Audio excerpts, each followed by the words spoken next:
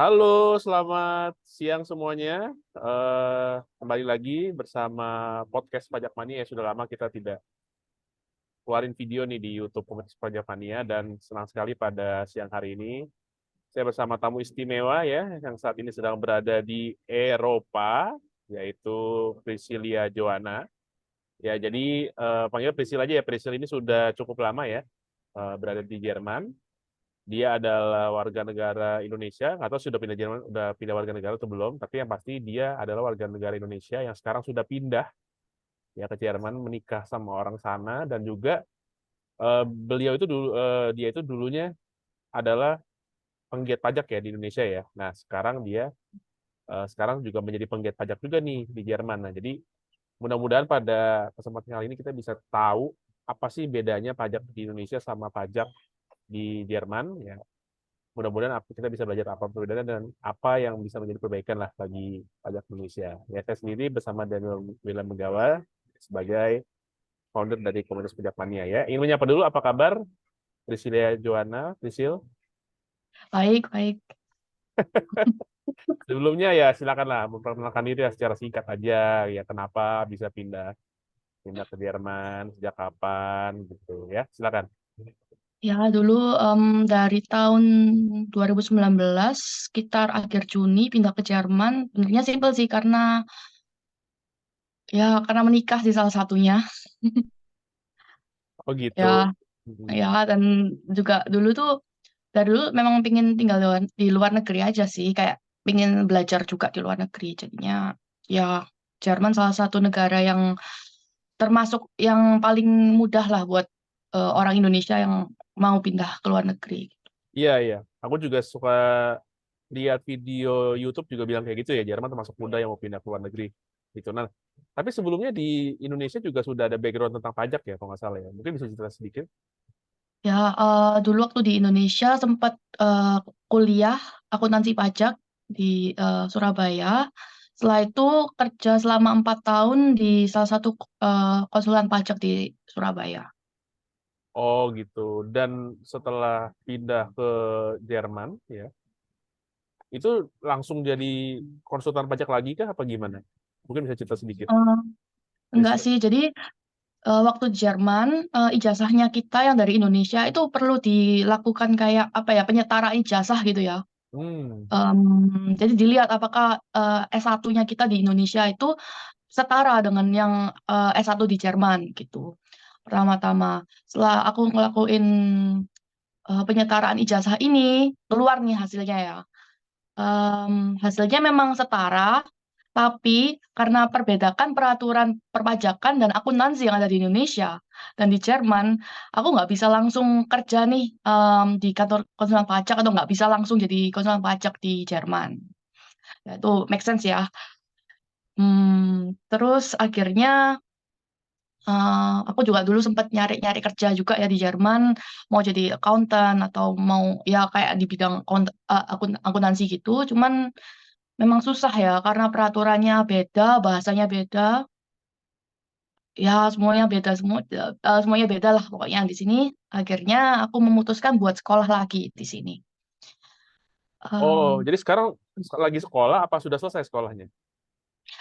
Sekarang masih sekolah tapi sebentar lagi lulus karena aku baru sekitar 2 minggu lalu nulis apa bikin final exam. Setelah itu bulan Juni, kira-kira awal Juni lah bisa selesai sekolahnya, terus bisa lanjut kerja.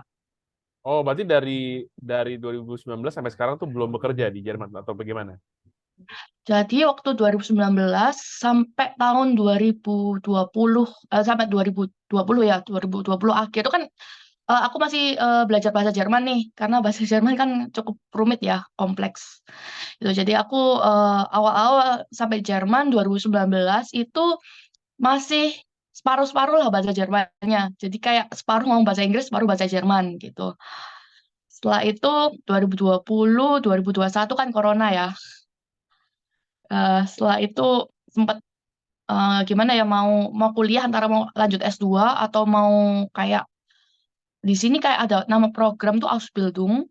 Ausbildung tuh seperti kayak apa ya kok di US mungkin vocational school. Jadi orang bisa kerja sambil kuliah, sambil sekolah gitu. Nah, itu program yang aku ambil sekarang.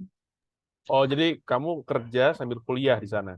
Benar, benar. Ya Oh, seperti itu. Jadi kayak seminggu itu 3 hari kerja, terus 2 harinya tuh sekolah. Kayak gitu. 2 hari sekolah, 3 hari kerja gitu. Hmm, ya, Kerjanya di konsultan pajak kah, apa gimana? iya benar di konsulan pajak. Jadi eh, apa pemerintah Jerman tuh ngelihatnya kayak kalau apa ya tenaga kerja profesional cuman belajar teori tapi prakteknya kurang itu juga nggak terlalu oke ya buat pemberi kerja ya buat memberi kerja kan juga mereka sukanya orang yang bisa kerja bukan cuman pintar teori aja gitu jadinya ada program seperti ini di mana kita bisa sekolah belajar teorinya peraturan perpajakannya gimana accountingnya gimana.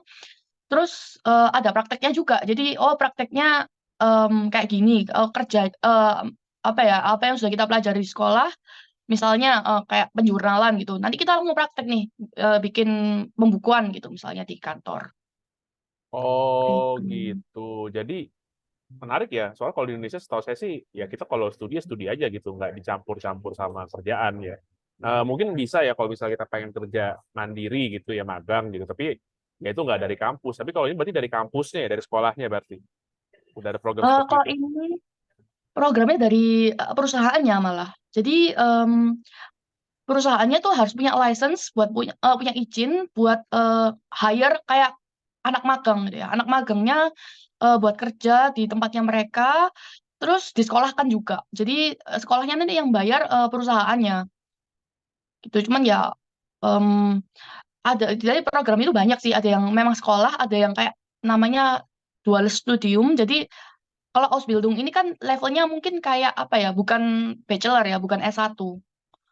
Ya Ada yang vokasional aja programnya kan. Vokasional benar aja kayak profesi tenaga kerja gitu. profesional, tenaga ahli gitu ya. Ada yang programnya kerja dan juga S1. Jadi banyak sih programnya. Jadi ya semacam kamu kerja di sana dibayar juga, dapat sekolah gratis juga gitu ya. Ya, benar, Wah, benar. luar biasa ya di sana ya. Oke Lumayan. lah, oke lah, oke lah. Jadi ya kan kita tahu bersama juga bahwa Priscil ini kan dulu kan juga profesional pajak juga ya di Indonesia ya. Sudah menjalani studi juga tentang pajak Indonesia, sudah belajar juga tentang, sudah kerja juga di konsultan pajak Indonesia, dan sekarang juga sudah bekerja di Jerman. Nah, kita mau tahu nih, kira-kira perbedaan apa aja sih antara pajak di sini itu sama pajak di Jerman gitu. Ya mungkin kita mulai dari yang paling simpel dulu ya, mungkin dari tempat bekerja ya. Itu kan berarti kan Priscil sekarang bekerja di kantor konsultan pajak. Nah, itu Ya. kantor konsultan pajak tersebut menangani pekerjaan apa aja? Apakah semua jenis pajak atau hanya pajak-pajak tertentu aja? Nah, jadi perbedaan yang paling besar yang aku lihat di Jerman sama di Indonesia itu kalau di Indonesia dulu kan aku kerja di kantor pajak yang benar-benar menanganin pekerjaan yang kayak pemeriksaan pajak, terus ya SPT OP, SPD badan, terus juga dulu ada kayak banding atau keberatan gitu ya. Itu tugas utamanya konsumen pajak di Indonesia waktu itu. Kalau di sini, kalau di Jerman, itu lumayan lucu sih. Jadi konsumen pajak itu bikin pembukuannya. Pembukuan dari klien, kita yang jurnal. Setelah itu nanti kita yang bikin laporan keuangannya. Laporan keuangan klien. Jadi kalau kerjaannya konsumen pajak di sini, pembukuan itu pertama, bikin laporan keuangan, terus juga bikin kayak SPT badan, SPT OP juga. Nanti urusan kayak banding, keberatan gitu ada proses yang seperti di Indonesia, tapi nggak sampai terlalu dalam ya konsumen pajak untuk ke ranah hukum pajak. Karena hukum pajak tuh ranahnya ke pengacara. Jadi ada pengacara yang spesialisasinya itu pajak gitu. Jadi yang mau naik ke mm, apa ya ke pengadilan pajak itu harus diwakili sama pengacara atau kuasa hukum gitu. Dan konsulen pajak tuh nggak bisa jadi kuasa hukumnya WP karena konsulen pajak itu sebatas ngasih apa ya konsultasi ke klien Terus misalnya menghitung pajaknya, terus masalah accounting juga konsultan pajak ya yang kasih saran gitu. Sesuai peraturannya gimana, prakteknya gimana, seperti itu. Oh, ya ini jelas beda banget ya. Kalau kalau Hmm, misalnya tadi yang pertama konsultan pajak membuatkan pembukuan atau jurnal ya seharusnya buat seperti itu. Kalau misal di Indonesia sih namanya KJA ya, Kantor Jasa Akuntan gitu ya, atau KAP gitu, Kantor Akuntan Publik gitu. Itu pun kalau KAP kan hmm, memberikan opini harusnya gitu, mengaudit. Tapi kalau misalnya biasanya membuat itu kan misalnya KJA gitu namanya. hmm, Kalau misalnya di Indonesia itu ya biasanya lebih untuk membuat ini ya, apa SPT bulanan, SPT tahunan gitu. Nah, terus juga kalau misalnya di Indonesia itu untuk menjadi kuasa hukum wajib pajak ya mewakili ke keberatan, ke pemeriksaan, ke banding, ya itu boleh konsultan pajak yang lulusan ekonomi akuntansi itu boleh. Terus dia tinggal ngurusin izin ini apa izin kuasa hukumnya aja gitu. Nah, tapi hmm. memang ada juga gosip-gosip bahwasanya nantinya itu harus SH gitu. Nah, kalau di sana berarti yang ngurusin keberatan pajak, banding, pemeriksaan itu benar-benar lawyer yang sudah kuliah hukum dan juga seperti mendapatkan sertifikasi pengacara pajak gitu ya. Benar, benar. Ya, setauku kayak gitu sih. Karena em, di sini konsultan pajak itu maksudnya nggak cuma konsultan pajak ya, cuman setiap profesi itu dibatasi sama hukum profesi yang benar-benar ketat gitu. Jadi kayak susah gitu ya mau nyari celahnya. Kayak misalnya konsultan pajak nggak punya kuasa hukum atau nggak pernah kuliah hukum, terus tiba-tiba mewakili wajib pajak di pengadilan pajak itu kayak nggak mungkin gitu. Jadi lebih apa ya lebih ketat dan kalau di tempatku sendiri konsultan pajaknya mereka nggak benar-benar nggak menangani masalah hukum pajak sih. Jadi lebih ke arah konsultasi dan accounting seperti itu. Iya, iya, iya. Tapi ada nggak sih kayak satu firm yang firma gitu yang nanganin konsultasi juga, hukum juga. Mungkin yang itu kali ya, yang konsultan-konsultan besar kali, firma-firma yang besar kali, ada kali ya. Benar ada banyak kayak Big Four salah satunya itu juga menangani hukum pajak kayak lebih kompleks lah jasa yang ditawarkan gitu. Cuman kalau konsultan-konsultan yang levelnya menengah sampai ke kecil gitu, mereka benar-benar fokus cuman pembukuan sama pajak aja sih. Gitu. Hmm. Oke, oke, oke, oke. Ya sih, apa namanya, menarik ya. Ini sih udah jadi perbedaan yang sangat signifikan sih gitu. Oke, oke. Ya ini perbedaan pertama berarti ya, mengenai profesinya gitu. Kalau misalnya di sana berarti harus seperti kuliah hukum dulu, dapetin bachelor di hukum, kemudian ambil apa namanya seperti keahlian pengacara pajak gitu. Nah, kemudian selanjutnya tadi kan kita udah juga ngomongin mengenai pembukuan gitu ya. Nah, mungkin sedikit aja ya, kalau misalnya kita ngomongin pajak, berarti kan nggak bisa kita pisahkan dari pembukuan gitu. Kalau Ya. misalnya secara pembukuan, ada bedanya nggak sih? Ini selain bahasa ya, kalau selain bahasa pasti beda Mhm. kan. Ya. Pembukuan di Indonesia sama di Jerman ada nggak bedanya kira-kira secara perlakuannya gitu? Kalau masalah pembukuan, karena aku dulu di Indonesia nggak pernah terlalu detail mengerjakan pembukuan atau ke ranah audit, jadi aku nggak terlalu paham ya yang di Indonesia seperti apa. Tapi kurang lebih aku bisa kasih gambaran kalau di salah satunya kayak di Jerman kita belajar apa ya kayak di akhir tahun kita harus kayak ada kewajiban buat wajib pajak buat menjurnal seperti contohnya aku nggak tahu sih bahasa Indonesia apa, cuman seperti salah satunya apa ya Mungkin tujuannya untuk apa nih misalnya tujuannya? ini mereka kan prinsip dasar akuntansinya di Jerman tuh kan konservatif ya. Jadi eh, contohnya misalnya di akhir tahun eh, gudangnya itu kebakar. Kemudian mereka harus melakukan reparasi gedung nah kan di tahun depannya. Nah, kejadiannya di akhir tahun di bulan Desember. Di tahun depannya mereka harus melakukan reparasi misalnya 10.000 euro sebagai contoh. Nah, reparasi 10.000 euro ini kan baru terjadi di tahun depan ya. Tapi di terjadinya itu bisa dibukukan langsung 10.000-nya sebagai biaya. Maksudnya biaya cadangan gitu ya. Biaya Biaya, cadangan, iya benar-benar. Benar-benar. biaya Itu wajib cadangan. sih. Oh, Benar. Aku nggak tahu sih kok di Indonesia itu wajib atau enggak. Cuman di Jerman itu kayak mengakuan cadangan biaya gitu. Ada baru aja cadangan biaya yang wajib dicatat di akhir buku, tahun bentar. buku. Ya, kalau misalnya di Indonesia kan biaya cadangan itu kan nggak boleh jadi biaya kan. Harus Oke. dikoreksi fiskal kan. Kalau di Jerman berarti ada Oke. cadangan-cadangan yang boleh gitu. Benar. Baik secara akuntansi atau secara pajak. Iya, iya, iya. Berarti ya kalau Hmm. misalnya ya, oke. Berarti di sana juga pajak ikutin akuntansi gitu ya. Ya benar. Di sini belajar pajak itu jalannya itu barengan sama akuntansi. Kalau dulu waktu di Indonesia, setahu aku belajar tuh kan akuntansi pajak itu kayak ada satu mata kuliah sendiri gitu, akuntansi pajak. Jadi dulu kita belajarnya akuntansi dulu, setelah itu pajak, setelah itu baru ada akuntansi pajaknya. Ya nggak sih? Iya, iya, iya, iya. Betul, betul, betul. Oke, iya, iya, iya. Ya, Memang gitu sih. Iya, iya. iya kan? Iya, iya, iya, iya, iya, iya. Kalau di sini langsung akuntansi pajak, nanti langsung belajar ini yang di akuntansi di PSAK-nya Jerman boleh, di tax law-nya Jerman nggak boleh. Kayak jadi langsung belajar beriringan gitu loh. Iya, iya, iya.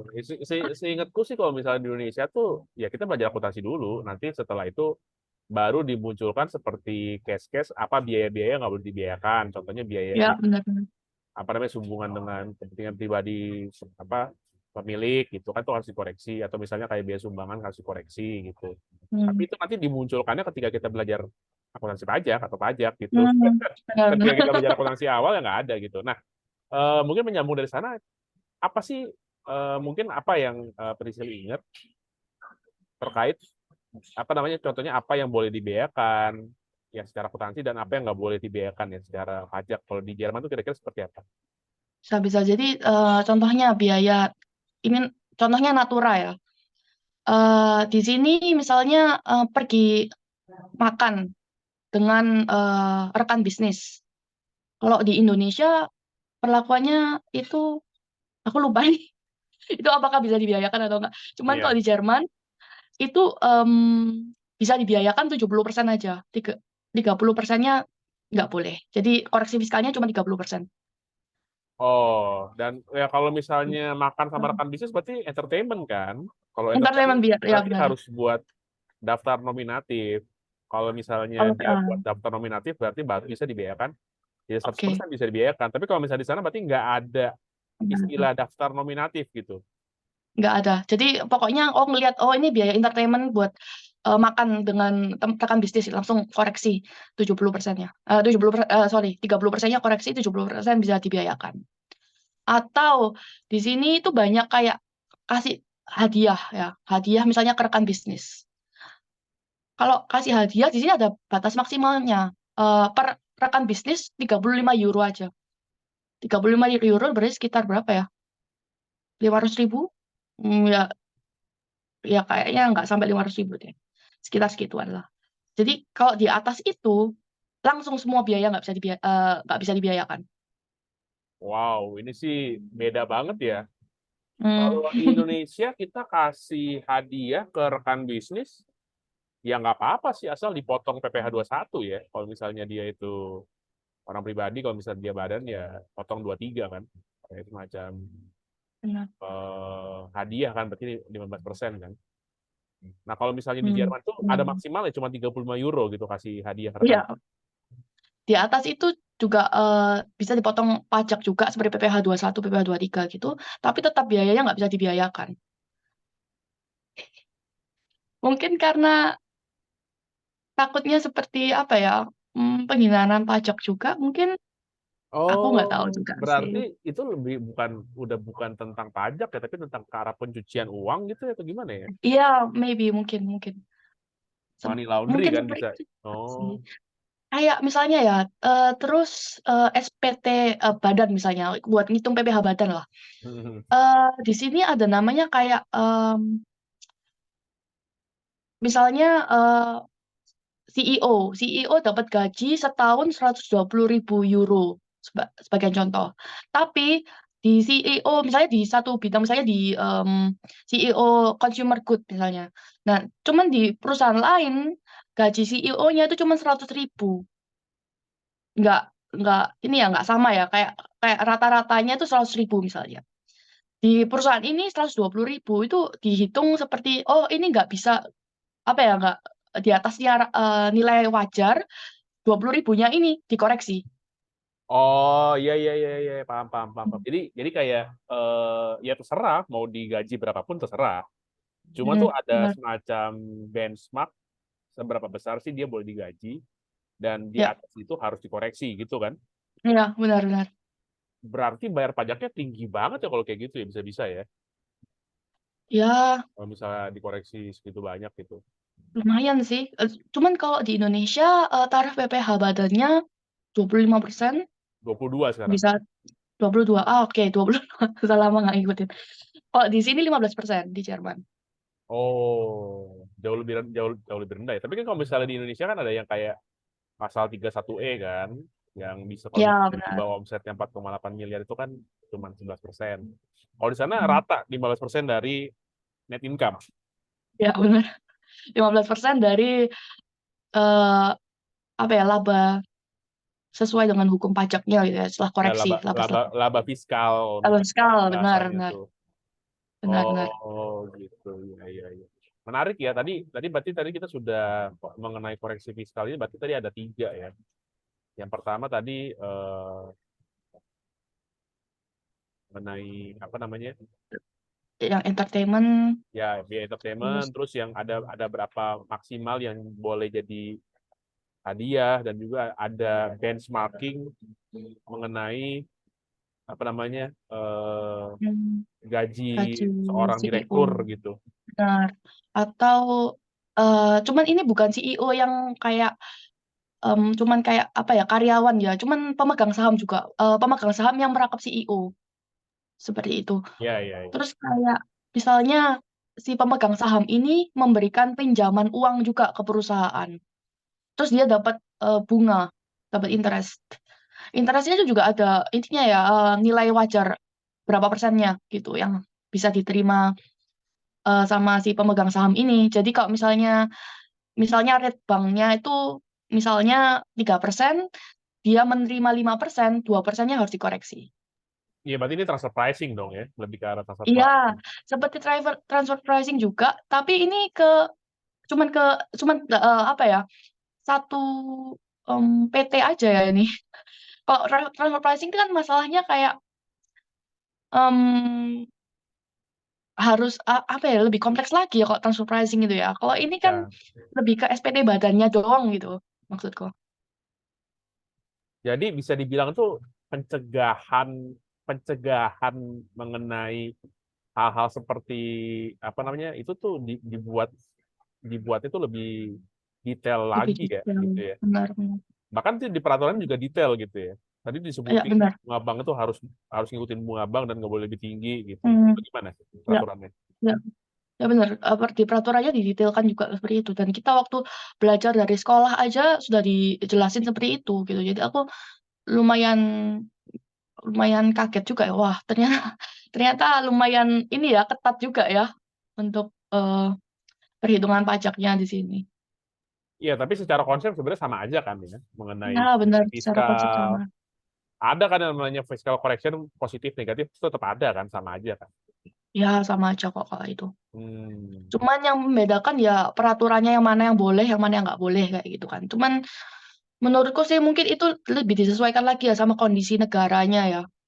Kayak hmm, mungkin aku nggak bisa ngomong dengan jelas sih, cuman ya balik lagi ke kondisi negara masing-masing sih. Iya, iya, nggak apa-apa. Iya, Hmm. iya. Oke, oke, oke. Nah, Hmm. berarti kalau misalnya di sana eh, ada nggak sih kayak di Indonesia kan kamu kalau di Indonesia kan kerja sebagai pegawai ada PPh satu. Kalau di sana ada PPh 21 Hmm. nggak? Ada di sini Oh ada, em, ada juga. ada kok PPh 21, tapi di sini nggak cuma PPh 21-nya aja, tapi juga dipotong seperti BPJS. Eh, dan Kayak semacam BPJS-nya di sini, CPF ya, kalau Singapura CPF gitu. ya aku nggak terlalu tahu sih kalau di Singapura. Iya, Tapi kayak kayak BPJS. benar Besar. kayak ya kayak BPJS gitu, cuman eh, lumayan tinggi juga ya rate-nya di sini. Jadi pemotongan pajak dan BPJS-nya setiap bulan tuh bisa sampai 40% di Jerman. Astaga. Oke, oke. Jadi misalnya kalau misalnya kamu kerja di Jerman, misalnya gaji 10 juta, kamu cuma mau pulang 6 juta gitu sebulan. Wah ya, nggak, belum tentu, belum tentu. Soalnya Soalnya ada rate-nya tergantung ya. perhitungannya lagi ya. Hmm. Tapi kalau misalnya di tier kamu tuh udah sekitar 40% itu hilangnya. Ya rata-rata sih 40% sampai 40% dari penghasilan bruto. Iya, iya, iya. Jadi memang Benar. di Singapura pun sama ada namanya Central Provident Fund gitu. Itu Hmm. 20% sendiri tarifnya. Gede banget memang. Oh. Nah, Hmm. kalau misalnya di Jerman sendiri itu, jadi kamu ketika kamu dapat gaji udah net gitu ya. Kamu terimanya, Ya, tadi misalnya kalau misalnya anggapannya 10, kamu terimanya 6 gitu. ya, Terima 6 dan setiap akhir tahun dapat kayak semacam 1721 A1 nggak di Indonesia gitu. ya. Ini benar. Ini juga lumayan menarik ya. Nanti di akhir tahun memang dapat seperti 1721 A1. Nanti kita akan orang pribadi akan melaporkan SPT tahunan orang pribadi, di mana batas waktu pelaporannya sudah beda sih sama di Indonesia. Kalau di Indonesia kan setiap akhir Maret ya, di tahun berikutnya. Kalau di sini tuh sampai bulan Juli. Jadi kayak lebih lebih panjang waktunya. Tapi kalau misalnya pakai konsultan pajak, itu lebih panjang lagi waktunya, bisa setahun lebih. Nah, gimana gimana setahun lebih. Jadi setahun lebih jadi misalnya sekarang tahun 2023 bisa Ya, 2025 gitu lapornya. 2025 benar. Mei 2005 kalau 2025 kalau 2025. pakai konsultan pajak. Terus Kenapa? Kenapa seperti itu? mungkin aku nggak tahu sih, mungkin karena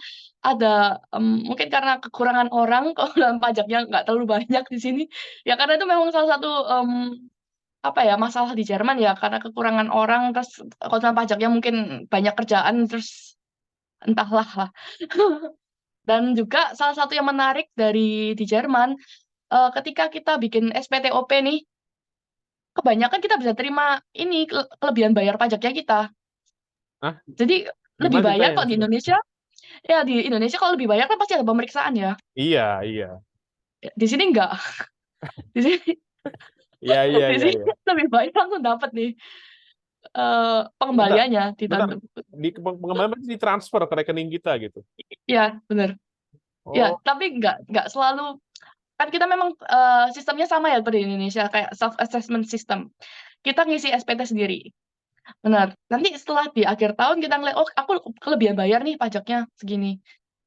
Nanti kita submit, nanti kayak KPP-nya itu bakal ngelihat apakah ini sudah sesuai, karena di Jerman kan sistemnya semuanya itu sudah terintegrasi ya. Jadi kayak PPh 21-nya, terus kayak misalnya kita punya PPh final yang ada di bank itu yang nggak bisa dapat bunga atau apa, itu semuanya connect ke KPP. Jadi KPP punya semua datanya, sehingga ketika submit SPT, mereka bisa ngecek, dilihat, oh oke ini sudah benar, ini sudah benar. Ada beberapa data yang mereka nggak punya, seperti kayak misalnya di sini kita punya rumah dan kita sewakan rumah ini, kan itu juga income ya.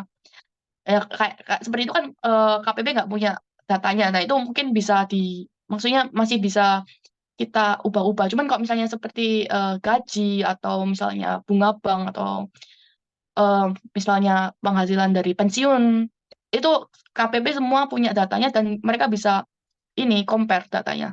Sehingga kalau misalnya kita hitung di akhir tahun kita punya kelebihan bayar pajak dan datanya sudah sesuai dengan apa data yang dimiliki sama KPP, otomatis langsung dapat kelebihan bayar pajaknya. jadi dalam persiapan SPT pribadi itu juga kamu tuh terintegrasi dengan ya data-data ya bank, data-data. Benar. Oh, jadi tuh platformnya harusnya canggih banget ya. Kalau misalnya di sini kan kita ya cuma pajak-pajak aja gitu, nggak mungkin tergabung sama bank gitu kan. Ya kalau di sini kita sebagai konsulen pajak kita kan punya apa ya surat surat kuasa gitu, surat kuasa untuk wajib pajak sehingga ketika bikin SPT aku tinggal ini aja tinggal apa ya upload data-data wajib pajak yang ada di KPP. Terus aku import data-datanya langsung muncul nih di SPT-nya. Data-data yang sudah ada di KPP. Jadi data-data yang ada di KPP dan data-data yang aku import itu pasti sama. Jadi nggak mungkin ada koreksi dari KPP. Oke, Jadi, menarik. hmm, Jadi gimana? jadi kalau di Indonesia memang kita bikin SPT kan dari program SPT atau dari e-form atau SPT PPH 2 Ya, PPHOP, PPH ya. tahun badan seperti itu ya. Kalau di sini kita punya satu program yang dipakai sama hampir seluruh konsulen pajak di Jerman. Nah, satu program ini itu untuk apa ya kayak konsulen pajak itu semua kerjanya pakai program ini. Jadi program ini bisa buat pembukuan, bisa buat SPT, bisa buat semuanya ada di program ini. Sehingga waktu bikin SPT tinggal ini aja tinggal narik data dari apa dari KPP kita muncul oke ini dia sudah bayar PPh 21 segini. Sudah dia ada bunga penghasilan bunga bank segini langsung diimport gitu. Terus kayak di sini kan BPJS tadi yang sudah dipotong sama dari penghasilan kita itu bisa buat mengurangi pajak. Ya, buat mengurangi pajak. Jadi di impor tuh sudah ada datanya juga. Jadi salah satu yang paling besar perbedaannya di SPT di Jerman dan di Indonesia. Kalau di Indonesia mungkin DJP lebih fokus ke neraca ya, neracanya WP. Karena kita kan harus ngelis ya ini daftar harta dan kewajiban di akhir tahun. Iya, betul. Harta dan Benar kan? kewajiban, ya. Benar. Dan juga penghasilan. Tapi kalau di Jerman, daftar harta dan kewajiban itu nggak ada di SPT. Mereka nggak mau tahu. Mungkin karena mereka sudah tahu gitu ya, atau gimana? Bisa jadi, cuman mereka nggak tertarik dengan harta kewajibannya wajib pajak, tapi mereka lebih tertarik sama laporan keuangannya, laporan laba ruginya wajib pajak nih. Jadi kita harus, misalnya ya, sebagai karyawan, kita dapat gaji misalnya 10.000. Setelah itu kita punya biaya nih Gaya buat hidup. biaya hidup ya, buat biaya hidupnya bukan yang privat ya, buat misalnya biaya transport buat ke kantor. Itu nanti ada kayak apa ya, flat rate-nya gitu loh. Jadi kayak dihitung per kilometernya berapa euro. Jadi setiap satu tahun ada 230 hari kerja, nanti dikalikan sama berapa kilometer, dikalikan lagi sama tarifnya itu 0,3 euro. Itu yang akan jadi biaya transportnya kita. Nanti kalau misalnya ada bayar, misalnya, oh konsulen pajak nih, aku tiap tahun butuh beli buku aturan baru atau butuh beli buku-buku buat nambah ilmu, atau misalnya aku bayar kursus buat kursus perpajakan, itu bisa dibiayakan lagi dan itu bisa mengurangi pajaknya kita. Seperti itu, beda banget kan? Iya, jadi maksudnya kenapa bisa jadi lebih bayar? Karena Ya, kalau misalnya perusahaan menghitung pajaknya kamu, ya nggak akan ada ngitung biaya hidup kamu. bener, Terus bener, kemudian bener, kamu menghitung pajak yang sudah dikurangi, penghasilan sudah dikurangi dengan biaya hidup kamu, ya pasti jadi lebih bayar, pasti pajaknya lebih kecil, bener. gitu kan? Ya, itu bener, bener, bener. Oh, iya iya iya. Itu makanya bisa jadi lebih bayar. Betul betul betul. Kayak kalau di Indo nggak ada seperti itu. Jadi di Indo ini nggak ada aspek biaya hidup yang bisa dikurangkan, nggak ada. Belum, Mm-mm, mungkin belum sedang gitu ya. Dan betul memang hanya fokus ke neraca gitu. Neraca itu karena mm, eh, prinsipnya kalau misalnya seseorang itu punya harta, ya berarti uangnya dari mana? Uangnya udah dipajakin belum gitu. ya, bener. Oke, iya sih aku juga pernah dengar sih tentang negara-negara yang menerapkan kayak gitu. Jadi biaya hidup itu bisa dipakai untuk mengurangi gaji gitu. Akhirnya jadi nanti Mm, jadi lebih bisa jadi apa pajak yang kita bayar jadi lebih kecil, jadinya lebih bayar gitu. Hmm. bener. Dan kemudian lebih bayar langsung direstitusi ya. Ya, bener. Berarti variabel biaya hidupnya itu banyak banyak juga berarti ya. Misalnya biaya sekolah anak, biaya Wah, ya, transportasi, biaya bener. Itu mesti diapain tuh gimana tuh? Itu cuman ada peraturannya lagi ya, itu kan misalnya biaya sekolah anak itu bisa juga mengurangi. Tapi masalahnya ada peraturannya lagi nih, sekolahnya di mana nih? Misalnya di sekolah privat ya, sekolah privat di Jerman kan mahal. Dan itu ada maksimalnya berapa. Sekolah misalnya punya anak sekolah setahun biayanya 10.000 misalnya 10.000 euro. Itu maksimal yang bisa dibiayakan itu adalah 40% dari total biaya maksimal 5.000 euro. Jadi kayak apa ya? Mungkin kita nggak perlu bahas secara detail peraturannya ya karena memang benar-benar banyak dan juga kompleks. Tapi di Jerman memang semua kayak aspek-aspek biaya kehidupan tuh bisa dibiayakan untuk mengurangi pajak, tapi ada batas maksimalnya dan masih ada kayak persyaratannya tersendiri gitu. Jadi nggak semerta-merta, oh ini aku punya biaya langsung aku biayakan tuh nggak bisa. Ya, nah itu dia gunanya konsultan pajak untuk Iya. ngapalin ini biar orang biaya hidupnya apa aja gitu kan ya. Iya, Iya, iya, iya. benar-benar. Ya aku kira sih memang pekerjaan konsultan pajak di sana ya betul lebih ke arah laba rugi ya, bukan karena neraca ya. Ya, ya, ya, ya. Ya. Ini menarik sih karena memang kalau misalnya di Indonesia nggak ada, kita karyawan biaya hidup bisa jadi pengurang tuh nggak bisa. Gitu. Hmm. Oke, oke, ini sangat-sangat mencerahkan sih. Iya, Hmm. iya, iya. Berarti gunanya konsultan tadi untuk itu ya, untuk ngitung-ngitung apa namanya biaya hidup ya tadi ya. Ya, benar-benar. Banyak ya, berarti ada variabel, ada banyak sekali biaya hidupnya ya. Mungkin bisa diapalin kali, atau gimana? Wah, banyak banget sih. Banyak-banyak. Kayak, ya salah satunya yang lumayan unik sih, kayak misalnya WFH ya. Itu sejak corona muncul nih, peraturan WFH. Jadi kalau misalnya eh, WFH, misalnya kerja di rumah, punya satu ruang kantor untuk kita kerja. Itu kan ruangan kantor kita itu bisa dijadikan biaya juga.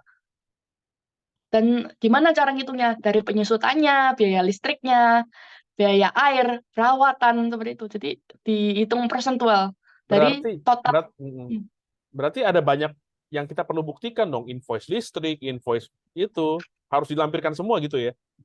Ya benar itu dilampirkan kalau misalnya diminta sama KPP. Kalau nggak diminta ya kalau mereka terima mentah gitu aja, oke ini segini, ya sudah langsung dapat pengembalian kelebihan bayar pajaknya. Kalau misalnya mereka nggak percaya, ya akan diminta gitu. Wah, ini sih canggih banget ya. Berarti KP pun juga udah tahu lah ini kira-kira wajar atau enggak nih orang nih. Mungkin kalau misalnya dia tiba-tiba ada, wah begini biaya hidupnya gede banget terus dia minta itu, baru mungkin buat curiga kali ya. Mana Ya. buktinya gitu. Tapi kalau misalnya wajar lah ini wajar, mungkin jadi si jadi peraturan pajak di sana berarti juga seperti punya kewajaran biaya hidup seseorang tuh berapa sih di sana gitu ya. Bener ya berarti ya? Ada semacam peraturannya juga Ya, berarti ya. seharusnya ada ya, cuman Hmm. aku nggak terlalu tahu sih. Cuman harusnya ada kan, karena banyak kayak biaya-biaya yang dibatasin maksimalnya Hmm. segini yang kamu bisa eh, jadi pengurang pajak.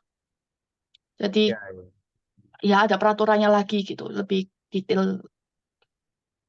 Jadi intinya nggak bisa semua langsung dibiayakan gitu. Nah, kalau Prisil di sana ada ngurusin PPN juga sih. Ada PPN nggak sih di sana di Jerman itu? Ada PPN di sini 19%. Hah?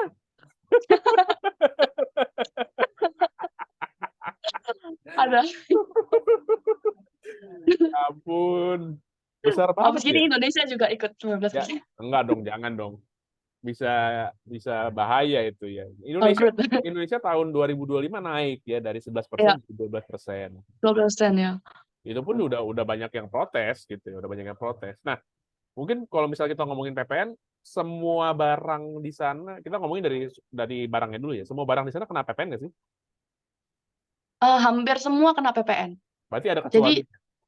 benar, seperti di Indonesia juga ada pengecualiannya kan. Ya. Ada ya di sini tarif PPN ada dua secara garis besar. Karena sebenarnya tarif PPN-nya itu ada nggak cuma dua, ada banyak, tapi kebanyakan di aspek kehidupan di sini ada dua, 19% dan 7%. Dan nol. Bedanya Dan apa tuh 0%. 19 sama 7%? Oke, yang 7% tuh salah satu contoh mereka nyebutnya tarif utama PPN-nya itu 19%, tapi ada beberapa barang yang mendapatkan keringanan tarif PPN, yaitu 7%.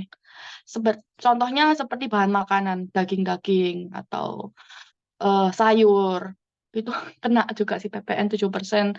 Oh, Buku em, buku atau tanaman itu tuh kena 7%. Tapi kalau misalnya benda-benda yang sudah diolah, misalnya tadi apa ya contohnya? Kalau misalnya kita beli biji kopi misalnya itu kena 7%. Tapi kalau sudah beli kopi jadinya itu 19% kayak gitu istilahnya.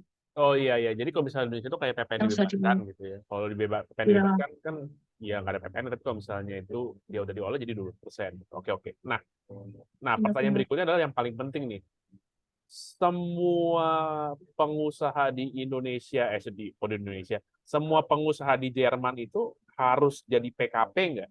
Kalau di Indonesia kan di bawah 4,8 miliar omsetnya, ya Benar. dia nggak usah jadi PKP, ngejual barang pun harus PPN gitu. Dan seringkali ini yang jadi masalah gitu. Nah kalau di sana semua pengusaha yang berusaha itu harus jadi PKP atau ada thresholdnya kalau di Jerman itu? Eh, jadi di Jerman ada batasannya juga seperti di Indonesia. Perusahaan-perusahaan kecil ada yang dibebaskan dari PKP, jadi nggak perlu menarik PPN. Itu kalau nggak salah bukan dari omset, aku nggak terlalu ingat sih. Cuman kalau di Indonesia kan batasnya 4,8 M, kalau di Jerman jauh lebih rendah dari itu. Jadi Jadi kalau misal di Indonesia itu misalnya lebih rendah misalnya 1 miliar, berarti di atas 1 miliar ya harus jadi PKP gitu ya. ya ya benar. Jadi Oh, di Jerman ada opsi buat jadi non PKP. Seperti itu. Jadi pada dasarnya semuanya PKP. Tapi ada opsi kalau misalnya kamu punya penghasilan sekian, omsetmu sekian, aku nggak mau narik PPN. Itu bisa mengajukan kayak apa ya formulir gitu ke KPP. Oh, aku nggak mau narik PPN. oh defaultnya berarti semua pengusaha itu PKP, semua Benar. pengusaha harus tarik PPN yang dari tarif 19% sama 7%, tapi Ya, bisa memohon untuk nggak narik PPN gitu ya. benar. Itu kalau aku lupa sih syaratnya berapa euro, tapi bisa ada opsi buat bebas jadi non PKP. Seperti itu. Ya, tapi di sana memang PPN kan, kalau PPN berarti itu ada pajak keluaran, ada pajak masukan, kemudian Yes. dikurangin, jadinya kurang bayar lebih bayar sama ya. Ya, sama-sama. Cuman di sini lebih kompleks lagi karena di sini kan EU ya. Di sini EU. Iya, Uni Eropa betul. Em, benar. Jadi ada banyak transaksi dari Jerman ke negara EU lainnya Hmm. dan itu em, ada peraturannya sendiri. eh ada jadi kebanyakan bebas PPN ya kalau misalnya transaksi misal dari Jerman ke Belgia. Itu PPN-nya nol. Tapi tetap harus dilaporkan. Iya, Seperti iya, gitu. iya, iya, iya. Karena Uni Eropa jadi ya kayak semacam kawasan berikat, kawasan bebas ya. Ya, Jadi mereka itu ya bisa apa namanya bisa nggak usah nggak ada PPN-nya gitu kalau misalnya lintas lintas kawasan yang masih dalam satu union gitu kan ya. yes, benar. Oke, oke, oke, oke. Menarik, menarik, menarik, menarik. Ya kita kayaknya ngobrol Hmm. udah cukup panjang nih ya. Tapi Ya. sebenarnya udah mulai kebayang sih bedanya apa Hmm. antara pajak Indonesia sama di Jerman. Ya kalau misalnya pajak di tadi kita ngomongin mengenai PPh Badan, ya PPh Badan di sana lebih konservatif dan lebih detail gitu ya, betul ya? Ya, Lebih ya, konservatif, lebih benar. detail, dan juga itu benar-benar diatur mengenai tadi tuh biaya-biayanya itu berapa sih yang boleh dibiayakan gitu ya. Bener ya kayak gitu Ya, ya? Kalau kita bisa ambil ya kesimpulan. benar, benar. Kalau misalnya kita ngomongin PPh karyawan, berarti tadi juga apa namanya PPh karyawan itu ngaruh ke PPh orang pribadi ya. Jadi bisa jadi yang dipotong itu lebih besar dibandingkan orang pribadinya yang bisa mengurangi biaya hidup. Itu tuh Ya, drastis banget itu bisa kurangnya tuh bisa banyak benar, banget berarti ya. benar, benar. Banyak banget. Iya, dan terakhir tadi apa namanya PPN di sini kewajiban untuk menjadi PKP, tapi ya bisa milih untuk jadi non PKP gitu ya. Benar, benar. Ya. Oke, oke. Nah, mungkin karena udah kepanjangan mungkin kita sesi terakhir kira-kira ada nggak nih kalau misalnya nanti ini misalnya Priscil suatu hari balik Indonesia dan ya mungkin diminta pendapat. Kamu kan udah lama tuh di Jerman. Kira-kira apa sih Hmm. yang kamu alami pajak di Jerman yang bisa diterapkan di Indonesia yang akan membuat pajak di Indonesia itu lebih baik, gitu ya, lebih baik dan mungkin ya bisa lebih dicintai orang. Yang namanya juga pajak mania kan, I love tax itu. Kira-kira apa tuh yang saran dari Priscil yang bisa diterapkan di Indonesia? Kalau menurutku sih mungkin dari dasarnya ya, jadi seperti buat kita yang belajar di sekolah, mungkin bisa seperti tadi di awal video, mungkin bisa langsung sistem sistem belajarnya itu yang perlu diubah menurutku. Jadi lebih apa ya, lebih ke langsung ke akuntansi pajaknya, maksudnya lebih ke gimana caranya dari awal kita belajar itu langsung paham, oh ternyata ada perbedaan nih di akuntansi dan pajak. Jadi waktu dulu aku belajar tuh masih nggak ngeh gitu ya, aku belajar akuntansi, belajar pajak, terus tiba-tiba ada akuntansi pajak, itu lumayan ini ya, lumayan apa ya, tantangan lah buat sistem pembelajaran akuntansi pajak di Indonesia menurutku. Dan kalau dari pajaknya sendiri sih mungkin susah dibilang juga sih karena Indonesia kan penduduknya jauh lebih banyak ya daripada di Jerman. Tapi mungkin ya dari sistemnya mungkin seperti yang di Jerman tuh seperti apa ya, sistemnya mereka di Jerman kan lebih terintegrasi ya. Mungkin di Indonesia itu yang salah satu challenge-nya buat Indonesia buat membuat integrasi sistem di mana sistem itu intinya harus meringankan pekerjaannya konsulen pajak dan juga wajib pajak untuk melakukan kewajiban perpajakannya, misalnya mengisi SPT atau melakukan ya perhitungan pajak gitu. Tadi itu aplikasi yang untuk yang tadi bilangin itu dibuatnya sama pemerintah atau swasta ya? Yang tadi kamu bilang itu.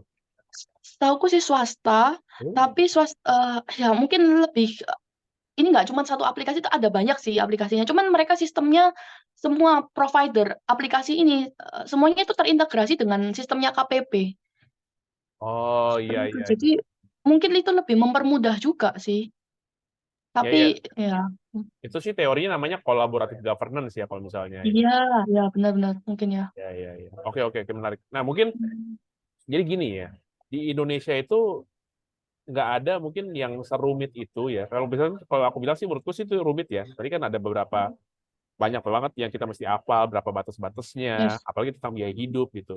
Dan di Hmm. Indonesia itu prinsipnya itu pajak itu dibuatnya mudah gitu ya. Hmm. Apa ya? Karena dengan banyaknya PPh final ya. PPh final Ya. kayak di ya Indonesia kan ada yang namanya PPh final 0,5% itu yang udah ngetren banget lah. Tapi sebelum itu ada PPh final jasa konstruksi, PPh final sewa tanah dan bangunan, PPh final yang lain-lain karena dibuat seperti itu agar usaha yang sulit dibuat jadi mudah. Nah, tapi membuat jadi mudah ya bukan berarti membuat jadi murah.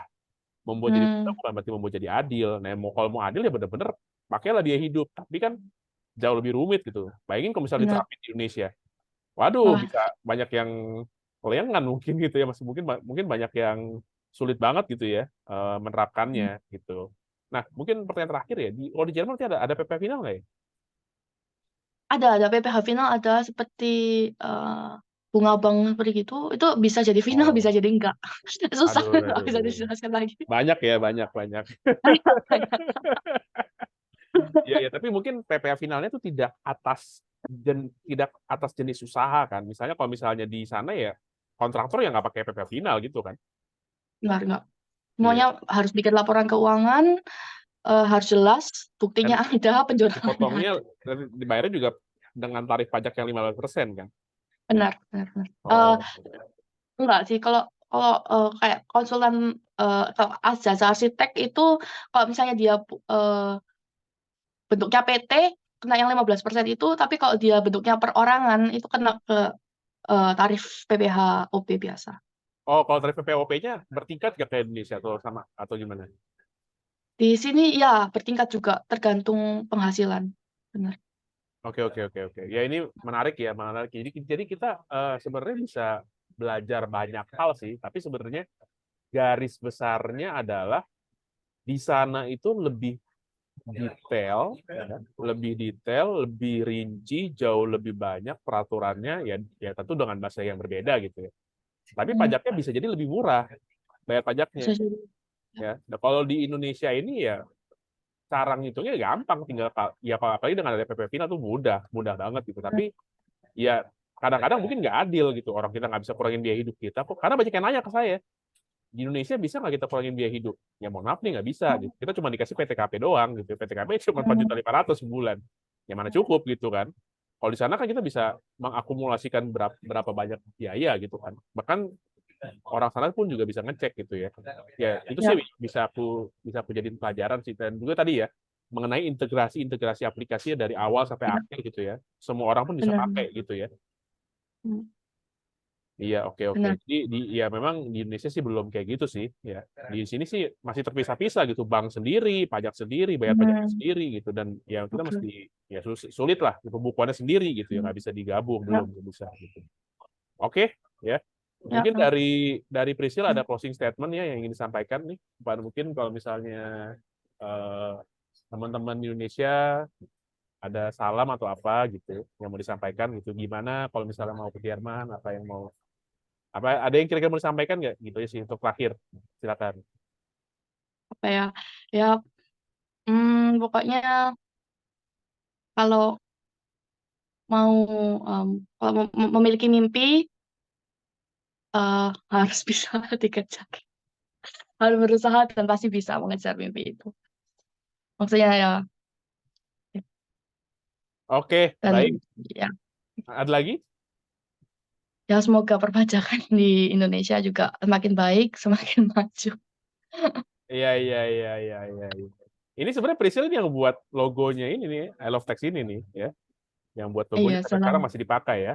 Mudah-mudahan eh, pajak Indonesia semakin bisa dicintai ya sama banyak orang ya. Terima kasih banyak Priscilia Joanna sudah Ya, sharing ya.